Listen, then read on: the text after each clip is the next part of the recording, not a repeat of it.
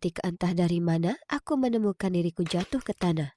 Aku sangat kaget, aku bahkan tidak melihat bola yang mengenaiku. Atau fakta bahwa ada seorang cowok tampan yang bergegas untuk memeriksa apakah aku baik-baik saja. Dia membantuku berdiri dan meminta maaf. Lalu dia mengeluarkan plester luka dari tasnya. Ya ampun, siapa dia? Tanganku lecet cukup parah. Tapi aku hampir tidak keberatan karena sekarang aku berhadapan dengan seorang cowok tampan. Faktanya aku begitu sibuk menatapnya dan tersipu malu, sehingga aku bahkan tidak menyadari Julia berjalan ke arah kami. Apa yang kalian berdua lakukan? Ternyata cowok imut itu Callum, pacar Julia. Julia, tentu saja. Setiap hal yang menyenangkan selalu menjadi miliknya. Ngomong-ngomong, aku Jenny, dan cewek yang beruntung itu adalah Julia. Dia putri orang terkaya di kota, Pak Walsh. Kami seharusnya berteman, tapi sejujurnya kami tidak memiliki kesamaan. Maksudku, keluargaku cukup miskin. Tapi itu bukan salah kami. Ayahku meninggal secara menyedihkan. Jadi hanya aku dan ibu yang berusaha memenuhi kebutuhan hidup kami.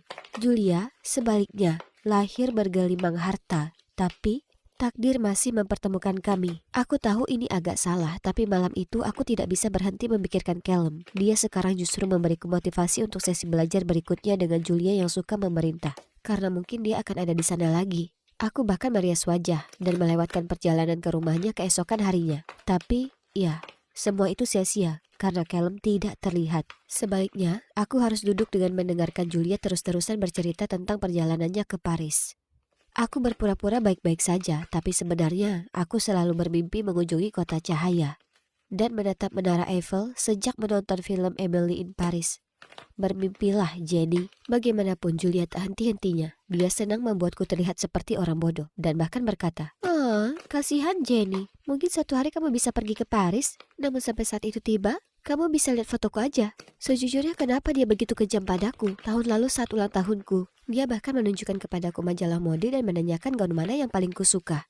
Kupikir dia mau membelikan hadiah untukku, tapi dia malah muncul di pestaku dengan pakaian yang persis seperti yang kutunjukkan. Aku tidak percaya, dia hanya mengedipkan mata ke arahku dan tertawa, dan aku benar-benar ingin berteriak padanya. Bagaimanapun, setelah melihat sekitar 1 miliar foto Paris, Pak Walsh muncul. Dia tampak senang melihat kami duduk berdekatan dan belajar bersama. Andai saja dia tahu yang sebenarnya. Tapi aku harus berpura-pura bersenang-senang dengan Julia dan membantunya belajar setidaknya demi dia. Pak Walsh adalah teman baik keluarga kami, dan sejak ayahku meninggal, dia selalu menjagaku dan bahkan membayar biaya sekolahku. Aku tidak bisa mengecewakannya. Tapi apa kalian tahu? Aku sebenarnya mulai bersemangat untuk pergi ke rumah Julia sekarang. Karena pikiran untuk bertemu Callum lagi membuatku berdebar-debar. Aku bahkan sampai potong rambut. Tapi dia tak pernah ada di sana. Dan aku selalu pergi